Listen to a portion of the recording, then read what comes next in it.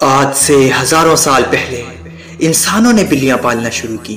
اس دور انہیں پالنے کا سب سے بڑا مقصد یہی تھا کہ وہ چوہے کھاتی تھی۔ یہی وجہ تھی کہ ان کا اناج چوہوں سے محفوظ رہتا تھا، اور آج بھی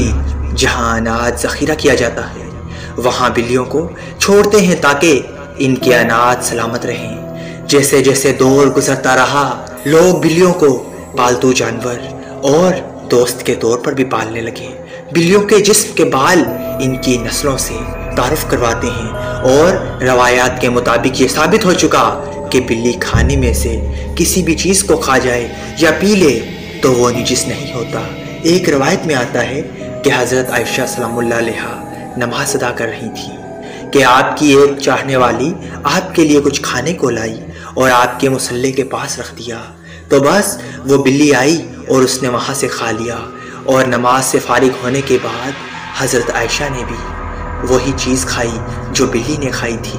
اور آپ فرمانے لگیں کہ اللہ کے رسول حضرت محمد مصطفیٰ صلی اللہ علیہ وآلہ وسلم نے فرمایا کہ بلی نجس اور پلید نہیں،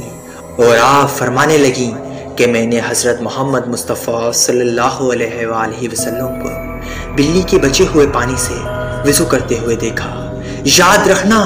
بلی پالنے میں کوئی حرج نہیں، کیونکہ یہ نجس اور پلید نہیں، اور بلی کو گھر میں رکھنا فائدہ مند ہے، کیونکہ یہ گھر میں پیدا ہونے والے کیڑے مکوڑوں کو اور سانپ اور چوہوں کو کھا جاتی ہے، اور نجس اس لیے نہیں کیونکہ اللہ کے رسول نے احادیث میں فرما دیا ہے۔ یاد رکھنا، حضرت ابو ہریرہ کا نام اسی لیے رکھا گیا کہ وہ بلیوں پر رحم کرتے تھے اور انہیں پالتے تھے، بس یہی وجہ تھی کہ ان کا نام ابو ہریرہ ہو گیا اور لوگ ان کا اصل نام ہی بھول گئے۔ اللہ کے رسول نے فرمایا بلی نجس نہیں، اور آپ کے صحابی بھی بلیاں پالتے تھے، تو اس سے ثابت ہو چکا کہ بلی گھر میں پالنا جائز ہے، اس میں کوئی حرج نہیں۔ یاد رکھنا، اگر کوئی بلی پالتا ہے تو اس کا فرض ہے کہ اس کی دیکھ بھال کرے، اسے کسی بھی قسم کی کوئی دشواری نہ ہو اور کوئی تکلیف نہ ہو۔ ماہرین کے مطابق بلی کو اپنے ساتھ لٹانے سے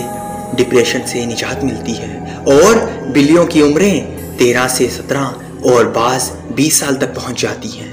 یاد رکھنا، دو بلیاں آپس میں کبھی میاؤں کہہ کر بات نہیں کرتی، اگر وہ ایسا کریں تو سمجھ لو کہ آپ کی بلی آپ سے خاطر ہے۔ آپ